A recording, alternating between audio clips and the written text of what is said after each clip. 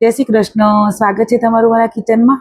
આજે આપણે summer special રોટલો અને મગની દાળ બનાવીશું, પણ રોટલો આપણે બનાવીશું જુવારના લોટનો।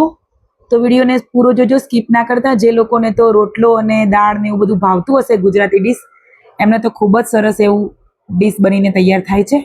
તો એના માટે મેં અહીંયા અડધો કપ મગની દાળને 2 થી 3 કલાક પલાળી દીધી હતી। ધોઈને સરસ સાફ કરી લીધી છે 2 પાણીએ। મીઠું અને હળદર એડ કરીને એને બોઇલ કરવા માટે મૂકી દઈશું। તો તમે જુઓ, સરસ 2 સીટી લગાવી છે આપણે કુકરમાં અને સરસ મજાની દાળ બનીને તૈયાર થઈ ગઈ છે। તો અહીંયા આદુ, મરચાં અને લસણ એને સરસ અધકચરું કૂટવાનું છે, એકદમ પેસ્ટ નથી બનાવવાની। આપણે અધકચરું કૂટીએ ને તો ટેસ્ટ બહુ સારો આવે છે। તો દાળ આપણી બોઇલ થઈ ગઈ છે અને મસાલો પણ આપણે કૂટીને રેડી કર્યો છે। ફ્રાય પેન મૂકીશું, જરૂરિયાત પ્રમાણે આપણે ઓઇલ એડ કરીશું। ઓઇલ ગરમ થાય એટલે રાઈ જીરું એડ કરીશું, થોડોક આપણે અજમો પણ એડ કરીશું અને હિંગ એડ કરીશું। હિંગ ડાયજેશન માટે ખૂબ જ સારી છે, ભોજન પચાવવામાં મદદ કરે છે। તો અહીંયા 2 લાલ સૂકા મરચાં એડ કરીશું, મીઠા લીમડાના પાન અને આદુ, મરચાં, લસણની પેસ્ટ એ પણ એડ કરી દઈશું અને હળવા હાથે સરસ મિક્સ કરી લેવાનું છે। અહીંયા વઘારમાં આપણે હળદર એડ કરીશું। વઘારમાં હળદર એડ કરવાથી કલર અને ટેસ્ટ ખૂબ જ સરસ આવે છે। અહીંયા ધાણા જીરું પાવડર અને લાલ મરચું પાવડર એડ કરીશું। અહીંયા જે આપણે દાળ બોઇલ કરીને રાખી હતી એ દાળ પણ એડ કરી દઈશું અને સરસ મિક્સ કરી લઈશું। જે પ્રમાણે તમારે પતલી જાડી દાળ રાખવી હોય એ પ્રમાણે પાણી એડ કરી લેવાનું। તો દાળ આપણી ઉકળે છે ત્યાં સુધી આપણે સરસ મજાનો જુવારનો રોટલો બનાવીશું।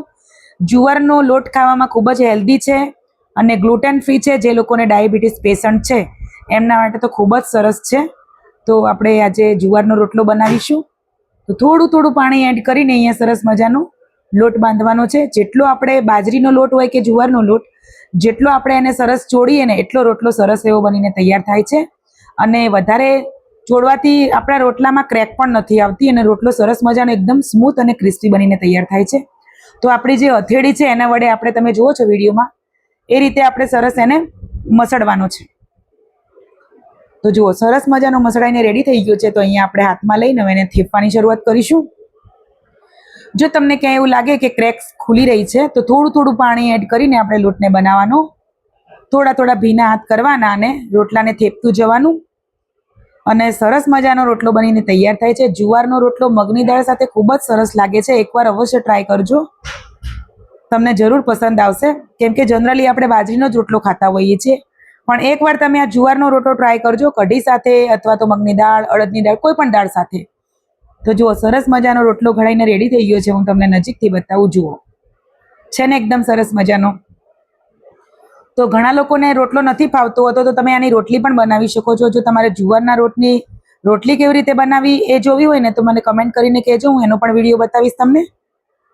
પહેલેથી જ ઓઇલ ગેસ પર ગરમ કરવા મૂકી દીધી હતી આપણે તવીને અને રોટલો એડ કરી દીધો છે। હવે સાઈડ ચેન્જ કરીશું આપણે। તો જુઓ, આપણી દાળ પણ બાજુમાં ઉકળી ગઈ છે અને રોટલો પણ અહીંયા પાકી રહ્યો છે સરસ મજાનો। તો અહીંયા આપણે ગેસ ઉપર બનાવીએ છીએ એટલે આપણે ફેરવી ફેરવીને પકાવવાનો હોય છે, કેમ કે ચૂલા ઉપર તો મોટી આગ હોય એટલે એકદમ સરસ શેકાઈ જતો હોય છે, પણ અહીંયા આપણે ફેરવી ફેરવીને પકાવવાનો હોય છે, કેમ કે ગેસની ફ્લેમ એટલી બધી હાઈ નથી હોતી। તો ફાઇનલી મસ્ત મજાની આપણી મગની દાળ રેડી થઈ ગઈ છે। જો તમારી પાસે ધાણા હોય લીલા તો તમે ચોક્કસથી એડ કરજો, મારી પાસે નહોતા તો મેં નથી એડ કર્યા। અહીંયા રોટલો પણ રેડી થઈ ગયો છે અને સરસ મજાનું ગાયનું ઘી લગાવી દીધું છે। અહીંયા ઉપરથી આપણે લીંબુનો રસ એડ કરીશું। તો ફાઇનલી મસ્ત મજાની મગની દાળ અને જુવારનો રોટલો બનીને રેડી થઈ ગયો છે સમર સ્પેશિયલ। વિડીયો પસંદ આવ્યો હોય તો વિડીયોને લાઇક કરજો, ચેનલ ઉપર નવા હોય તો ચેનલને સબસ્ક્રાઈબ કરજો અને શેર પણ કરી દેજો રેસીપી સારી લાગી હોય તો। હું દરરોજ એક નવી રેસીપી શેર કરું છું તમારી સાથે, તો બન્યા પણ રહેજો। મળીશું એક નવી રેસીપી સાથે નેક્સ્ટ વિડીયોમાં। જય શ્રી કૃષ્ણ બધાને।